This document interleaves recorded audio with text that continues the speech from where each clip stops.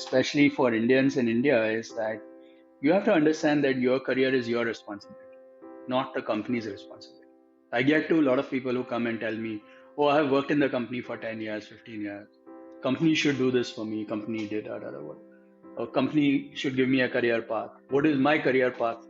It's not the company's problem, man. It's your problem. You have to define your career path, and the company has to enable you or be transparent enough and share with you how you will get to that plan. But the responsibility of your career belongs to you and nobody else. Hello, everyone. Welcome to another episode of Zero to Exit. This is Ankur and Nilima, your host. On today's episodes, we are delighted to have with us Anand Deshpande, founder and chairman of Persistent Systems, a global technology services company headquartered and publicly listed in India. Anand founded the company nearly 3 decades ago and was instrumental in growing Persistent into the tech services giant that it is now. When Anand is not busy helping growing Persistent, he's advising college kids, young entrepreneurs, and corporations, and is also involved in non-profit activities. In today's show, we want to get Anand's perspective on company building and India Inc., the challenges and the opportunities for young entrepreneurs who are building companies in India. Hi, Anand. Welcome to the show. Hi, Nilima and Ankur. Really pleasure to be here. It's my pleasure. I'm quite excited to chat with you today, so looking forward to it. Awesome. So I'll kickstart the pod with one of the questions. I was listening to one of your interviews where you were referred to as an outlier. So, two questions. Would you call yourself an outlier? And if so, in what ways have you deviated from norms in your life?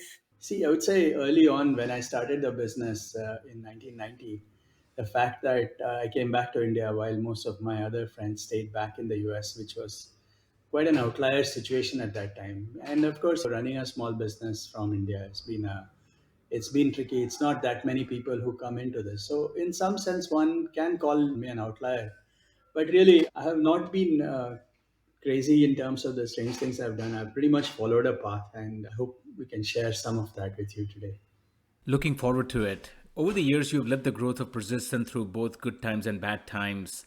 Tell us about your journey over the last 3 decades. Interesting story. Yes, I have had a really good fortune of being part of the internet industry in from the very beginning, and not only that, actually, I've been part of the Indian IT services industry in that sense, which was a very tiny industry when I came back to India. And over the last 30 years, I've had an amazing ringside view of this. So I consider myself super fortunate in terms of being able to be at the right place at the right time in some sense.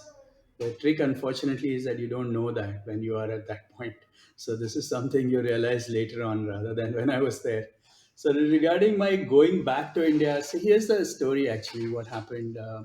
So in the late 80s, early 90s, there was a very interesting article that came out in the Economic Times around the time when I'd just joined HP after my PhD from Indiana University and I had moved to the Bay Area. There was a very nice article in the Economic Times in India, which got circulated very widely in the sock.culture.indian kind of news groups that were there at that time. This sort of pre-internet age, right? And one of that articles just talked about something called the X plus one syndrome.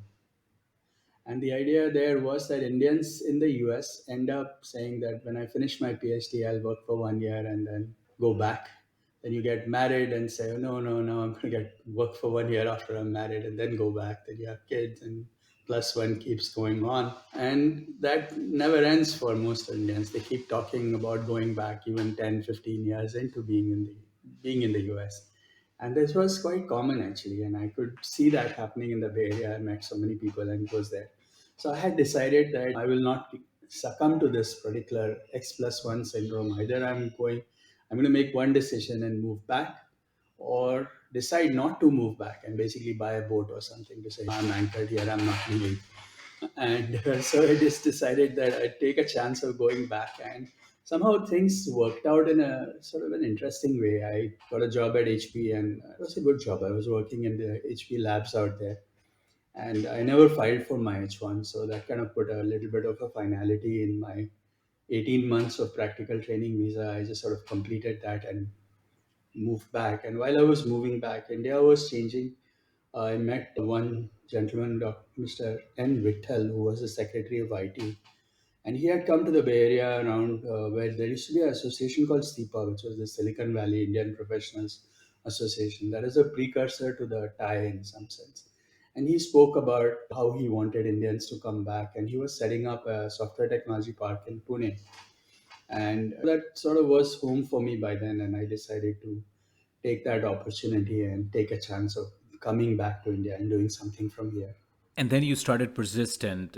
Tell us how the startup scene was in India back then. So actually, the starting of Persistent in the early days was kind of pretty tough part in the early days, and the reason also has to do with the context. Just give you, I want to share a few stories that you might find interesting for people who don't realize what 90s was like, or 89, 90 when I came back.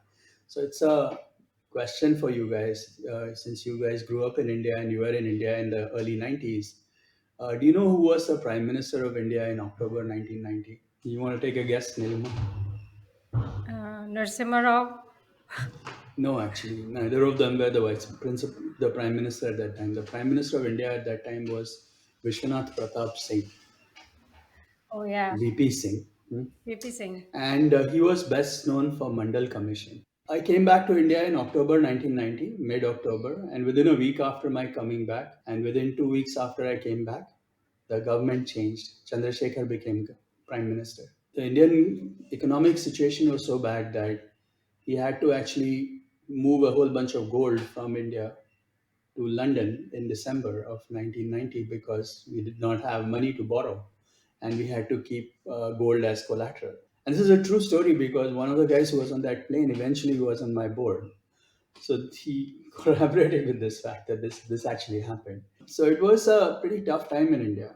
To give you another context of how this whole thing was set up, so prior to software export, the other big exporting industry was the gems and jewelry and diamonds related industry, and SEEPS was the model for that. So if you've been to SEEPS, which is the Santa Cruz export promotion zone out there, you get in and get out. It's like it used to be a huge. It would take like 20 minutes to get in and an hour to get out because they would scan everything and all kinds of stuff on it. So that was a model for export zones.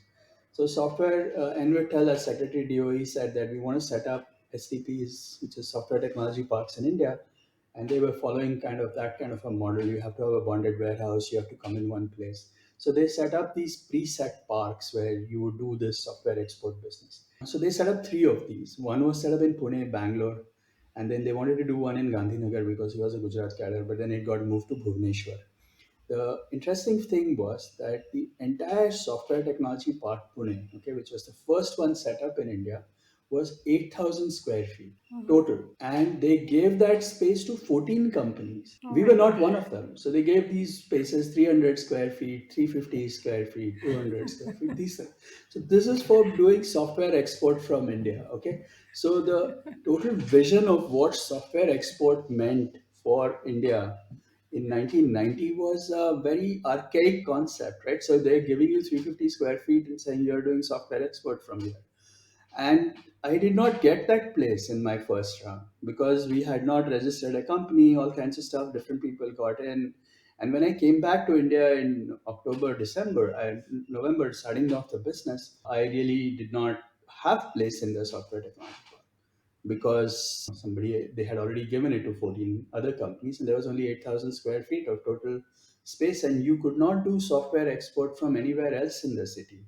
You had to be in that park because that was the model they were following. So it was pretty tough to get that space. And I'm going to share one more story with you from the early days. So this is from 91 and this is from March 91. And what happened was that so I did not have space from in the park. And actually, when I came back to India, I had two customers who were willing to give me work. So I had work with me, so to say. And we'll talk about that a little later. But so I didn't have space to get started, and we couldn't do anything until we had the space to get started. So what happened was, I was kind of getting to a point where I didn't see a future of how to get a space, how to get that space in that park. So I wrote a letter to Secretary DOE, which was N. Vittal, and I'll give you the sequence of what happened. So I wrote to him on a Sunday. I typed the letter and I sent it on Monday by speed post. He got it on Tuesday. And Tuesday evening, I got a call from his office, sir, aapne, we have written a letter, what is going on here? So then the director, Software Technology Park in Pune, got a let call from the secretary on Wednesday saying, why don't you come to Delhi and figure this out? So now Pune, Delhi used to have flights, three flights a week, okay? It was not everyday flight. Today there are like 10, 15, 20 flights every day. 3 days a week we would have a flight from Delhi to Pune and back. So Wednesday he got called. Thursday was the flight. So he went to Delhi on Thursday. Then he had a meeting with the secretary. And the secretary told him that you have 14 companies that you have given this 8,000 square feet. Great. Of these 8,000 square feet and these 14 companies, how many are operating from there? And he said, none, zero. At this moment, nobody is operating from there. Then he says, all right, why don't you do this? Give him your office space. He's kind of being a pest. So give him your office space and you keep moving till the last one gets occupied. And that's how it happened. And then he called me back on Thursday evenings, and this is what I've been told to do. Why don't you come Friday and collect the keys? So I got the keys on Friday. And then Sunday was Gudi Padwa. Gudi Padwa is Chaitra ka first day, which is one of very important in the Marathi context. So we said, "Hey, that's a good thing. Good things happen on a good day." So on Sunday, which is 17th of March, this is 91, almost 30 years back, we did a Satyanarayan Puja and got the office started. So that was March 91. And from then on, Gudi Padwa has had an important significance for us because we've seen good things happen and we kind of forced them to happen on Gudi Padwa. So that's what's been the interesting story. So the early days was kind of very difficult in many different ways. There are lots of such stories: telephone connections, the time it took to send files, the speed of internet at that point, bank loans. It was very tricky. Can you tell us which companies were there? Those 13 companies. I can't even remember which other software companies at that time were there No, so I can name for them, our but I think it's listeners. best not to I see. Okay. broadcast that per se. But so Thermax had a software division. They had a space there. There was a company called DSRF, which was a company that does not exist anymore. There were a lot of small companies who had space there. Yeah, this does bring up one point though. Starting a software company in India has reasonably become easier now, but Oh yeah, absolutely. it's much easier to start here in US.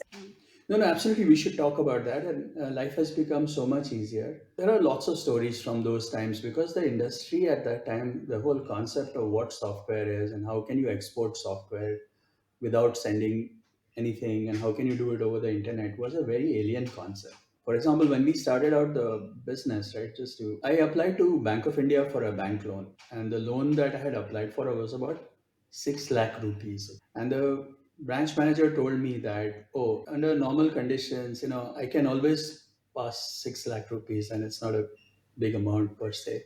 But since this is software, it is priority sector and it has to go to HQ, which is Bombay. I spent 7 months trying to get that loan and I needed that money. I didn't have that kind of money. Okay. So I couldn't have done this without the loan. And it was a very small amount if you think about it, right? 6 lakh rupees. But I didn't have that money. Money Yeah. at that time was not that easy to come by, kind of with fairly meager resources in that sense, though we were okay off, meaning we were not poor, but people were not counting lakhs at that time. So that was the early days. So comment I want to make, which I have learned and observed, is that businesses typically don't grow in a straight line. You will see that businesses go through these S curves. So you do a few things. Early days are sort of the lower end of the S, and you kind of have to struggle a bit to get that point. Once you get a little bit of momentum, then you'll see growth coming in for a period of time, which is relatively predictable, or you can see that happening. But if you want to continue further, even after doing whatever you have done in that S growth, you tend to flatten out, and then you have to find your next S, and the next one, and the next one. So that's how businesses grow. So the first S curve of our business, as I was alluding to, was these early days. So it was infrastructure was the biggest challenge, and people did not believe that India and outsourcing can be done and software can be built.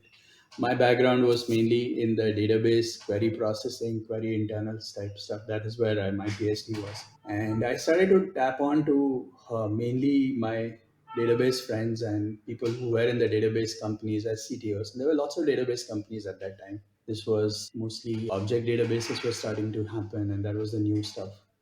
And I spent a lot of time calling on them, and we got some business, and it's small business, so we were quite okay. The turning point in our business came in from a project that we did for Microsoft actually. So this was in '92. So it's a long time back, and we were one of the early ones that Microsoft may have outsourced at that point. And this project was what we did for them was this was pre NT, so NT Microsoft Windows NT had not launched at Yeah. that point, and they had Windows thing, and there was a Fortran compiler that they wanted to ship, and they needed graphics libraries to migrate from 16-bit to 32-bit. This is DOS extender. This is a kind of a different world actually. People who haven't seen it should not get into this. There's 640K memory and all kinds of issues. Anyway, so we got this project from them just through serendipity. Actually, we would have not survived if I had not gotten this project. So the way it happened was we were working with a couple of customers, and they were both not doing that great, and we they were both startups actually. One of them was a company called Data Parallel Systems. So this was a company in Indiana, and I had a colleague who had worked there. So friend from grad school who was working there. He had started that company, and we were doing a query processor for a SIMD machine. And then I had another project from a company called O2 Technologies, which was a French object database company. Sure, we were not sure how much business we would get from them and what it would look like. So I was quite desperate, and I happened to write to a friend who was again a grad school student with me, and she kind of said, "Hey, there's some project at Microsoft where if you write to this guy, maybe." So I had to call him up and convince him, and he agreed. And it was a very small project if you look at it in the whole context of things. It's a 3 4 month project, and small amounts of money, but what actually it did for me was kind of unbelievable. So one is I felt confident that we will make it. That was a big moment for us. Second, if I could get work from Microsoft, I felt that other people might be willing to do something like that. It gave me the confidence that a 10% company in India can write to somebody at Microsoft, and if you are at the right place at the right time, again, you could get work from a big company, and you don't have to. So as small companies, you always worry that why would a big company give you work, right? And that's always a good question to ask, but sometimes if you ask, you might get, right? So that is really the key to that. Was a good learning for me, and it gave me super confidence to go after companies without really thinking about how big they are versus what we are, by trying to say that if I'm doing something that is very unique and special that they need, they will buy it. Meaning it's not just size that they are looking at. And that was a huge thing for us for all through the 30 years of our existence. And this is something that I tell all small businesses that you should not, if you have something that is very focused and clear and something that could be useful to someone, you should not hesitate in getting it to the right hands. You've been able to lead Persistence growth over the last 3 decades through good time and bad times. And in this time, only a fraction of the companies in S&P have survived. What do you attribute your success to over the years? So yeah, I think it's a good question that you ask, and it is true that it is pretty hard for small companies or companies at large to survive over a extended period of time, and it is quite tough. But and the part of the reason that happens is that as I mentioned, companies go through these S curves, and you hit into an S curve where you find that at the top of the S curve, even if you're doing the same kinds of things, you just can't grow anymore, and at that point you tend to decline. And one of the keys to find from first S to the second, second to third, you have to keep moving and evolving yourselves. That includes changing your business model, changing the teams, changing how you work, the processes, and your outlook. And that is pretty hard for companies, especially as they are evolving and the market is changing very rapidly. So, it is a fairly hostile environment if you look at it for startups and companies. And this is true in India, but it's also true in the US. And life of companies is getting shorter and shorter. I think the reason why we have survived, of course, and is the fact that we have evolved as we went along. We don't continue to do the same thing. And one of the biggest things is teams have evolved. We've been able to get in more people into the business, and some of those kinds of things have been really critical for the success of the business. And that is what kind of hits some of the businesses, as you would observe. And that is part of the reason why you have to keep doing different things as you go along. I'm going back to still a little bit of early days. Getting those first 10 employees and believing in your vision to work on those two projects. How difficult was it? Because people were going to US and not coming back, as we talked about. Yeah, so it was hard in different ways, but yes, it is always difficult to bring team members onto your team, and that's always a Yeah. tricky one. So in my early days, what happened was I had written to a so there were about a half a dozen friends of mine in the US who had agreed to come back, and actually most of them didn't come back. Two of them had come, and they sort of could not take it after a year or two, and they left.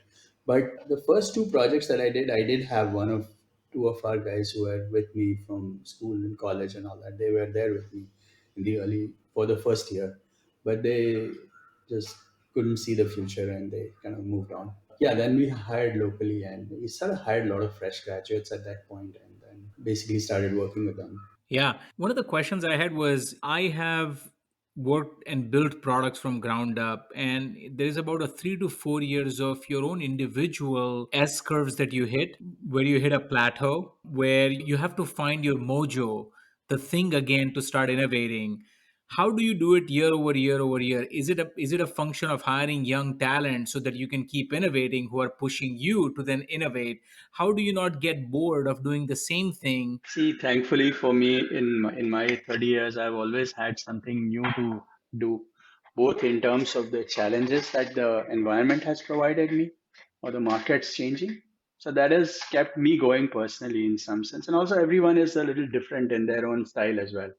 But for the company to survive and thrive, you really need to bring in new blood every time and you need to think a little differently every time. And during these transitions, right, from one orbit to the second orbit, a third, or whatever, you will find that you need different kinds of people at every change at that point. And that is very traumatic. That is both a good and bad in the life of a company. And those transitions are often very hard for founders as well. I just read recently an article which says people grow linearly, but companies grow exponentially. And that difference kind of makes it a problem for people. Yeah, very well said. Speaking of the first and second orbit, I had a question for you. So we were reading one of your stories or one of your articles, and it mentioned that you've seen in your journey sort of a lot of companies, especially in India, sort of get stuck in what you call first orbit, which is about that 1500 kind of sweet spot, and then never kind of do a breakthrough. 1,500 is a very big number. No, it's not that big. It's about, so small businesses, right? They tend to max out when the founder maxes out. Typically, it's 10 to 12 million dollars, and this is not in India. This is a very well-known universal phenomenon. What happens is that when you start your first orbit company, when you start a new company and you're starting out, you are driven by a product, a mission, and you do whatever the customers tell you, and you keep evolving and all of that stuff, and you get to a point where that whole chaotic environment that is what makes a startup is not conducive for a structured, well defined, process induced company in some sense. And that transition from first orbit to the second orbit can be very traumatic for the founders. And that is really what we've been working on, as I mentioned to you earlier, was that we have this program that we run which is for second orbit. So how do you take a business from the first orbit to the second orbit?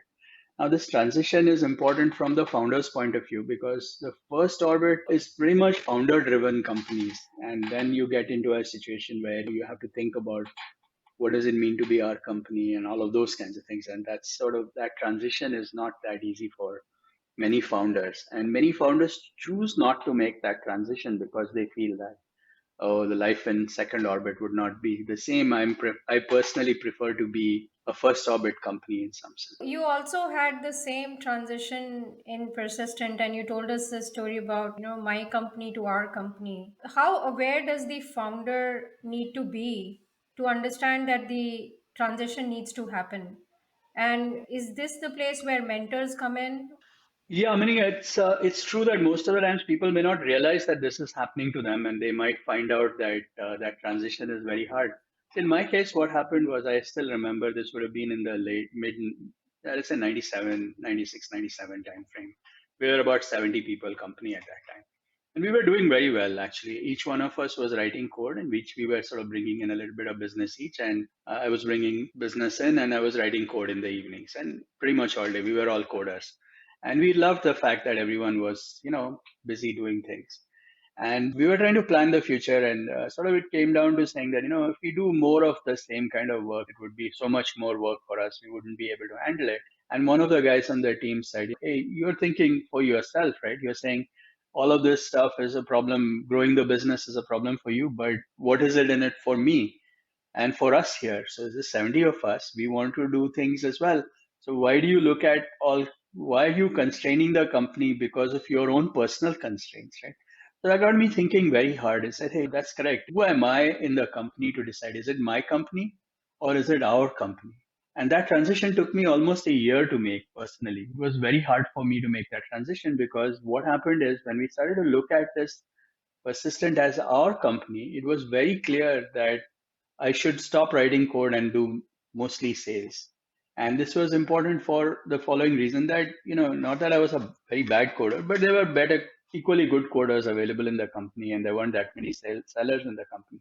And it sort of came down to my making a decision of the following that if I'm part of the company and I am at the end of it an employee of the company, I should do what is right for the company first rather than doing right for me. And that difference of saying that this is our company, so we should all do what is right for our company rather than doing something which is good for me, meaning constraining the company for my own personal whatever was not the right thing to do. And that kind of changed my thinking quite a bit. And that really helped the company scale significantly. If I had not had that transition myself, we would not have grown quite a bit.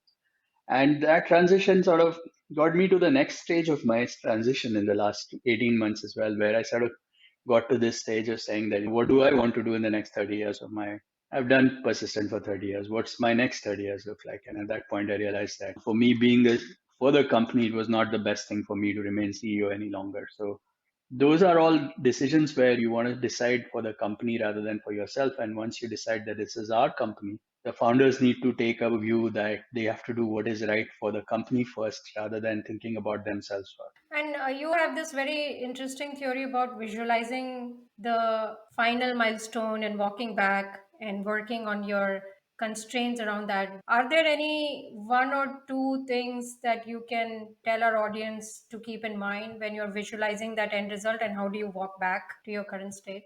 Yeah, so this is part of our second orbit workshops that I do with another friend and colleague, a gentleman called Ashok Korwar.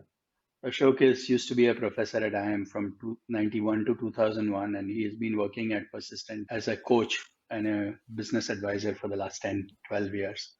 I get along well with him, and we created this workshop on which we call Second Orbit. So the problem is that when you are in the top of your S curve and you're trying to extrapolate growth over the next few years, you are using assumptions that are appropriate for the first S, and they may not hold when you look ahead, right? So what happens, and what I see this in many planning processes and all that, people constrain themselves because they are using assumptions and constraints that are appropriate for the first orbit. Now, when you move to the second orbit, your constraints are going to be different. Your assumptions are different. So you shouldn't want to take your old assumptions into the new assumptions. So what we tell people is, let's say you're doing a $20 million business. Then what you want to do is to define what a $200 million business might look like. Define in the sense, visualize what a $200 million business is. So when you look at a business that is 10x your size, you are likely to break your assumptions that you have made for your first 10x. Yeah. Was 20 million. So what might work for 20 is not going to work at 200. So when you say, okay, $200 million business, what does it look like? Oh, we need to be more international, or we need to think about different kinds of markets, or can we really handle lots of small customers, or where will we find the people to do it? Can you do it all in one location? So all these questions come up because now you're visualizing something that is 200 million and not 20 million. Because otherwise, what happens is when you do look 20 to 25, 25 to 30, you keep stretching the envelope up to a point, and you have reached a point where there's so much chaos in the organization that you cannot grow it any further. So you have to look at fresh things. So that is the reason why you look at something as 10x or something much bigger, and you visualize that. You build a model on it. It has multiple benefits. So in addition to sort of looking at what the constraints are and where are you holding, what is holding you back, one other thing that it does for the business is that everyone feels now that, oh, we need to grow, and we need to be a $200 million business. So a lot of the decisions that you have to make, cultural alignment, positioning, getting the team to be thinking in one direction, sort of happens very nicely because now you are thinking, oh, we are going to be a $200 million, not a $25 million. So that attitude really helps in getting everyone to think about being a bigger business than the one they are. And doing that at a relatively larger size is very important. And that's one of the exercises that we do quite a bit which we call this visualize to realize. Basically, three issues that we run into when you are from the first orbit to the second orbit. One is relating to positioning. So, what happens in a small business is you're running a $20 million business. The reality is that the world only wants to buy from leaders. So how do you be a leader at $20 million business? I mean, you're not a really huge company, you're a smaller business. So the key is to define the market where you can be a leader. And the trick is to figure out if you're a $20 million business aspiring to be, let's say, 50 and 100, you want to play in a market that is no bigger than $500 million, Yeah. because then at 20% market share, you still have a play. Now, this is very hard for a small company in, say, Sangli or Pune or even other these places. Say, okay, we want to do IT services. Oh, yeah, it's a $1 trillion market. We are going to get 2%. It doesn't work like that, right? So you have to basically define, okay, this is my specialization. This is where I'm going to go. So that's what we spend a lot of time helping people. So one of the biggest challenges for growth is one is positioning. The second thing is team. When you are in the first orbit, everyone, the founder gets this mentality of people working for the founder. And there is a bunch of founders, but everyone works for them. They have not hired as many peers as they need to get to the next level. So how do you get peers to join your business when it's already a running business? It's much easier to get two founders to join when you have nothing to start with. But now you're already a $20 million business. You need two other people who are going to be your peers to join your business, which is already running. It's a pretty hard thing to do, and that is one of the biggest challenges that companies have to scale. Yeah. And the third thing is that how do you set processes, boards, mentorships, those kinds of things. So we spend a full day trying to explain to people how to do this, and we've had good success. I've done this about 30 to 40 times. Ashok has done it much more than me, and we have touched about 500 to 600 companies in that zone. And while I don't track them actively, I do get back mails from people who come back and say that we attended this workshop and we found it to be valuable. So to that Yeah. extent, yeah, it's good. Yeah, it's very fascinating. A follow-up question I had on this subject was there are, I guess, a couple paths to get to that 10x revenue, 20 to 200. Right? One is sort of double down on what you're doing, add fuel to the fire. Second one is start another fire, right? Like in your analogy, start another S curve. So let's say one way to get to that type of revenue number is start other businesses or other product lines. How do you trade off starting and investing in something completely new, taking away resources and funding from the existing businesses that are growing at 20% year over year? How do you balance the two? No, so that is a different question, but that is important. But what I'm referring to when you move from the first orbit to the second orbit is not just about product. It is about the team, the processes, the methodology of how you work together. How do you build teams? Who do you hire? What kind of processes do you need to have? Do you need a marketing team? Do you need a sales team? Do you need real salesmen? And do you need to put people in different offices? So what happens in the first orbit is that the scope of the team is restricted to the founder and his people he sees in his room, or people who's working closely with him or who have grown with him from the very beginning. But now you want to take it to the next level and you have to change some of these things. So going back to, so this is a little different or a little broader than just saying that, is it about one product, too many products? That's a different discussion. Now the question is, should you start one, grow the fire and fuel the fire? Of course, you should fuel the fire.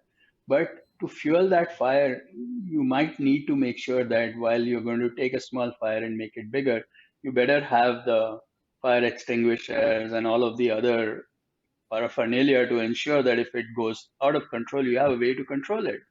When you are building your own fire in your kitchen, yeah, I mean, it's okay, it's like fine.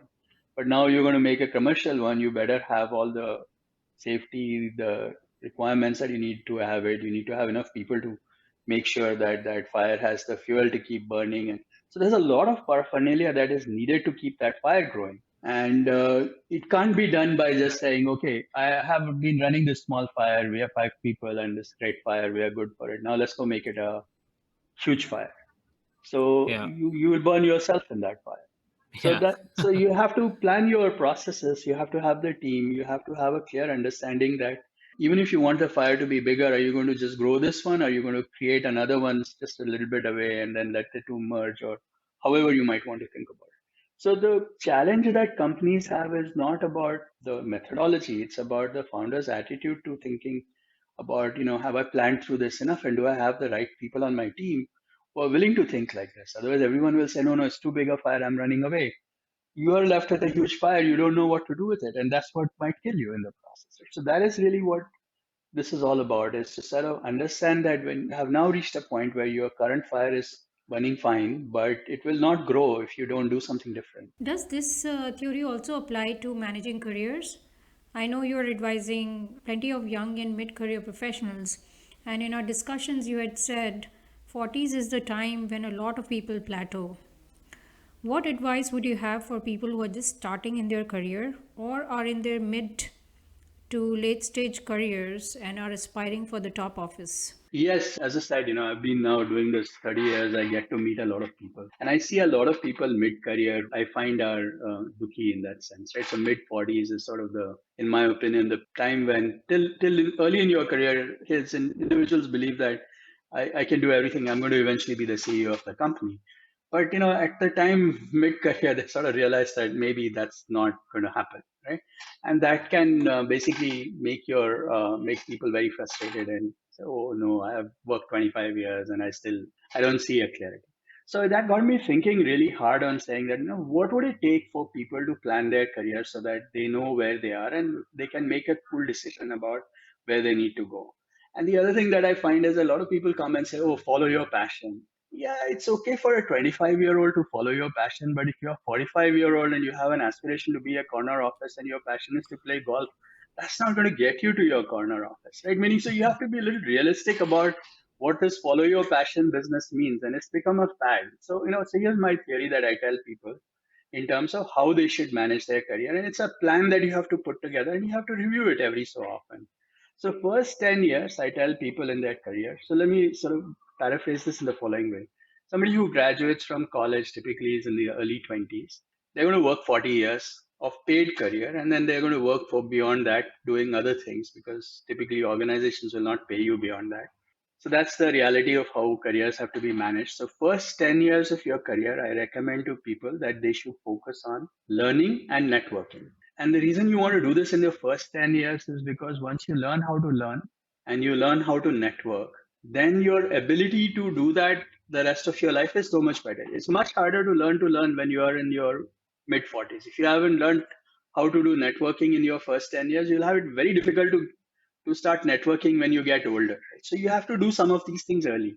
And when you are learning, it doesn't matter exactly what you learn in these days. Today, you're going to do many different things. So if you wanted to go trek the Himalayas for 1 year when you are 25, fine, do it. It doesn't hurt you that much. You would still learn something useful and it can be applied somewhere else. So first 10 years, your focus should be mainly on learning and networking.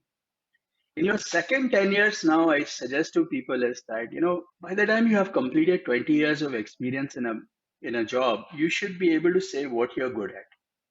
And not only should you say what you're good at, the world should say what you're good at. So when you come to me and say that, I have 20 years of work experience in working in this company, that company, that company, that's pretty useless actually. You need to tell me what has that 20 years of experience done to you. So who are you now because of your 20 years of experience, right? So now you're at the early 40s stage. So at the time you are at the early 40s stage, you should already be an expert at something. You should be really good at something that you have done, right? Oh, you say, I'm really good at technical stuff, marketing, whatever it is. But there is no place for people who are generally okay at many things but not good at anything. Now, and I say this to people that when I'm hiring someone senior in the company, typically we are looking at three kinds of skills. One is tech and the sort of domain capabilities, which is our deep domain technology expertise. The second skill we are looking for is somebody who can sell, always important, anybody who can sell. Third skill we are looking at is someone who can project manage, keep trains running on time and all that. Now, when you're looking for someone in the mid 40s or sort of in the third stage of their career, you're not looking for someone who is a 3B. Oh, I can do some of this, I can do some of that. You want to ask a guy, all right, what is it that you're really good at? Show me at least one A in something, right? You're in one of these things, at least you should be really great at, should be really good salesman, or you should be really good at managing people, or you should be really good at, and not only should you say it, the world should say it. So that is part of personal branding, and how do you create your own personal brand so that by the time you are at the end of your 20-year career, you already have an established personal brand and identity So you are not dependent on the fact that you have worked for so many years. Those work experience of those many years has given you some place to be, and you have a perch that you can sit on, right? So that is important to achieve by the time you completed 20 years. Now, the 20 to 30, this is the key thing, right? You're already perched at a certain place. You have to define where you want to be in your early 50s, because typically corner offices today go to people in the late 40s, early 50s. If you look at CEO announcements, and you'll find that most of the people who get CEO announcements typically are in the early 50s. You don't see too many people at 60 being CEO. That happens in the army, where you have that particular, you have to be 58 before you can be a general. Or POTUS, Yeah, but that's a president. different path. Okay, this is corporate, and but yeah, meaning you're right. Yeah. So, so yeah, I mean, you have to sort of define where your corner office is. So now the question is from 40 to 50, let's say 42 to 52 or whatever. You have, in my opinion, no more than 3 steps to get to that point. And the reason is that how does somebody pick a CEO? So if I'm trying to find somebody who is CEO at Persistent, for example, how would I hire someone? There are 3 ways it's going to happen, right? I might go find somebody who is already number two in the company, who's been groomed for that job. He'll take that job. So that's the first, most obvious option. The second option is that someone who is already a CEO in maybe a smaller company and who sees joining Persistent as an upgrade. And the third one may be somebody who is running a business unit already and in a larger company, but his scope of his business that he runs, even though he's not CEO, is much bigger than what we run. So you'll find that, okay, fine, this is a good place to be. Now, if you want to be there at 52, at 48, you need to be one minus before that. And that's why you have only 3 steps to get to that point. So that's really what I tell people. So the question is, at early 40s, you better be in a situation where you have some of your own expertise, you know what your strengths are. And then you can evaluate from that point, how far are you from the corner office? And at this time, you need to readjust your corner office. Maybe you're not going to be CEO ever, because it's going to take you 10 steps to get to that point. You only have 3. So maybe you should define that my corner office is just the CTO, or my corner office is going to be the chief of marketing, or my corner office is to be CEO but in a smaller company, or whatever it is. So, and at the end of it, happiness is a function of managing expectations, right? So if you get what you expect, you are happy. So part of being there is to define, something that brings you close to where you need to be, rather than trying to have an aspiration that's completely misaligned with your where you are in reality. So this is a good time to make that kind of discussion. Are there like other hacks to get to that corner office? And I ask this question is that especially people who come from India or subcontinent, you talked about the expertise phase, the second phase. Oh, only if I can learn for like few more years about this thing, I'll get to that next step. And then they learn and the technology has moved on. Okay, well, I gotta learn this other technology and this other thing. And they keep on chasing this learning thing. And then you've got these other people who continue to rise in the organization. Are there other aspects, other subtle aspects that one has to be conscious that, like, self promotion, self marketing, being in the right good books of, the CEO, the things that are obvious, but often people ignore in the quest and thirst for just constantly learning. But then there are other people right besides them who are just kind of zooming past them. Anything others stood out for you in terms of, getting You're to right, actually. But see, the way I cover this is that in your early 10 years, first 10 years, you should learn how to network. By networking, I look at networking as a much broader thing. I think to some extent, networking is all about trying to know the right people, having the right mentors, having a way to have a network of friends and people who are able to, where you can discuss some of these things and you have a way to get ahead. So the networking part is very important, and it's worth spending a lot of time thinking about what exactly that means. And when we do these workshops again, I spend a lot of time trying to explain to people how networking needs to be done and how it is important. And to some extent, that gives you the organizational awareness and the sort of the sounding board for you to realize where you are and where you want to be. And that sort of having the right mentors, and this is your responsibility. One of the very important things, especially for Indians in India, is that you have to understand that your career is your responsibility, not the company's responsibility. I get to a lot of people who come and tell me, "Oh, I have worked in the company for 10 years, 15 years. Company should do this for me. Company did that, other what. Or company should give me a career path. What is my career path?"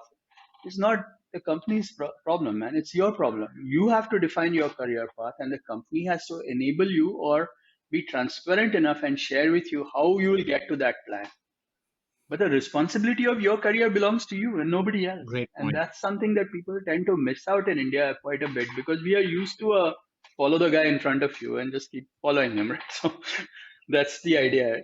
So everybody is going to college, this college, so I also go there. Everybody's doing engineering, I also do engineering. Everybody joined the first job that you got, you just go join. Everybody's quitting, so I quit. It's like, we just follow the herd. So that you have to take responsibility, and that's very important, and unless you do that you will not succeed. One question on networking. You can do consciously, but it builds up over time. One, and there is a lot of serendipity that comes in, right? Because if you try too hard, it is very, very obvious. So, any tips there on how to network well over time? Yeah, so two things I would give people to think about. One is that a lot of networking or people you remember are those who are people who you do useless things with, in a sense, who you waste time with, in a way. So here's a thought experiment I ask a lot of people to do, and you should try this out. Who are your best friends today? The people you hung out with from college and all that. It's not the topper in the class or that one particular brilliant kid who was something, it's not those guys. It's are those people with whom you did totally, whatever, you hung out, had chai or did coffee or had parties or whatever else. So the point is that these kinds of things are things that are more likely to carry you along, is something that you should think about. The other question I ask, and these are all, you can figure out for yourself, right? So who are your best friends? Why are they your best friends? When did they become your friends? Why do you remember some people, not some other people, right? So those are questions, if you ask yourselves, you will get your own answers. So this particular question I've tried asking. So you meet a lot of people every day. Why do you remember some people and not some other people? Yep. So why are some people more memorable than the others? Why do you remember some, not the other people? So that's a good enough question to ask yourself and say, "Hey, why do I remember him and why not someone else? What did he do in etch a link in my network that I can still remember? And if that's what he did, maybe I should do something similar." So those are the ideas that you should look at. And I think a lot of this has to do with, of course, if you are too loud, then people will cut you off there. So there is a little subtlety needed in this, and it takes a while. And the network builds other networks as well. So once you know someone, they can introduce you to some other people that might go somewhere else as well. So it's a mutual network thing, and everyone likes to tell other people and introduce each other and all of those things. Yeah, great advice. Thank you for the details on this, Anand. I know you've been super generous with your time. We've got a couple questions for you still left on the pod. The big one that we had was about the startup scene in India. So obviously, the startup landscape looks today really different than it did like even 5 years ago. You have companies like Paytm and Baiju and Oyo and a whole bunch of unicorns now. As a matter of fact, India with 21 is ranked fourth, right behind the UK in terms of number of unicorns. Why do you think that is? What's changed over the last few years? Obviously, one is like obviously there's a lot of liquidity, but are you seeing some fundamental tectonic shift that's leading to so many unicorns? Yes. So let me sort of separate these out into two different markets. So one is India as a market has become a very attractive market. This was not the case 25, 30 years back. So when we started Persistent, our software, nobody would have bought in India. Nobody built database query optimizers. So there was a very different world at that time. Today, what has happened is that with bank accounts, with everyone, the fact that you have billions of phones and network internet connectivity and everything else that has happened, and the whole ethos of younger people in the country has made it possible that the sort of what they call the Bharat, or 750 million people in India who have recently been empowered with internet, bank accounts, and a whole bunch of other things, has really created a market that is completely underserved by international products and products that are at large available. So the top 10-15% of India would buy something that is in English and it's pretty much common. But if you look at movies, content, entertainment, food, the middle group, that 750 million, which is a very large population, that has become a very attractive market for a lot of these companies. So if you look at education, Baiju and all this, they're not just catering to the rich or the top 10-15%. They're actually going after the next 750 million people, the Oyos and all of them. So that's really created that market availability has made it possible for products that can reach a broader base now have very large following. So that has really been one thing. And see, you need role models, and if you have people who are able to do this, and more and more of these things happen, more and more people follow doing them. Younger people are willing to take a chance today, and I think it's the right thing for them to do as well, is to take a chance, work with startups, work with early stage companies, and that has been helping companies. And there's a lot of buzz right now in India. Everybody from the prime minister down is talking about startups, and so it's going all over the place. So yeah, it's pretty Yeah. exciting at the moment to be in India for a startup or to start a startup. What are some of the challenges that still remain that's coming in its way to become the next Silicon Valley, be it Bangalore, Pune, or India in general? What are some of the challenges or opportunities? So the startups are definitely happening in India, but the ecosystem I think is still a distance away from being what it is in the Bay Area or in the Silicon Valley. So it'll take some time before people start to see enough of people who know how to run these and how to be successful. There are lots of Me Too product models and things in the market at the moment, and the deep tech startups, there are very few in India. I think big early stage investments are not as common. The unicorns are those where the market is large, so they're going after a bigger market. Many of these sort of tech companies are still early in the game. I think it'll take a few years, though. I think we'll get to a point where more and more people would be willing to take big tech bets, and that's not quite happening yet, but I think we'll get there. See, the thing is, in India, at least at this moment, there is a lot of energy amongst the young people and people who want to try different things. The breadth is definitely there, and there are a lot of people who are trying things out. The depth of doing sort of the senior tech layer of people who have invested 30 years or 20 years being expert at some technical area of, okay, 5G and some other crazy things in the corners. That community of people in India is sorely missing. So we don't have as many people who sort of my age who are deep techies at the moment, I would say, and they have not jumped into the startup world in a big way. So a lot of the guys who are doing startups are the younger ones, and they are Yeah. good at some of these things. So that's sort of the difference where you look at, say, the kinds of companies that you've worked in. Those tend to be more Silicon Valley oriented because they have senior tech people who have deep understanding, and that community of people is still missing in India. And that's one of my missions as well, to try to see how to keep people remain techies or be involved in the deep technology side of things. Ankur and I, we've worked in B2B enterprise security space now for years. And we still see that if you have to start enterprise security or any kind of enterprise business, the first set of customers or adopters are still in the US. Do you see that changing anytime soon? Yeah, I think it is starting to change today. So the big banks in India and other people in India are starting to buy products in India, and we are deploying some pretty innovative solutions in fintech. And I think health tech will also happen in a big way. Ed tech is starting to happen. So now companies are starting to happen that have seen scale locally in India, and they will be able to contribute. But see, that the challenge in India has always been the fact that manager roles tend to pay better. People prefer to be managers first and not really deep techies. So any chance that a person gets to sort of become a manager, they kind of run away from the deep coding or whatever else that is needed. So the best people end up being managers, and I guess that is part of the problem why we don't see that many people focused on deep technology in that sense.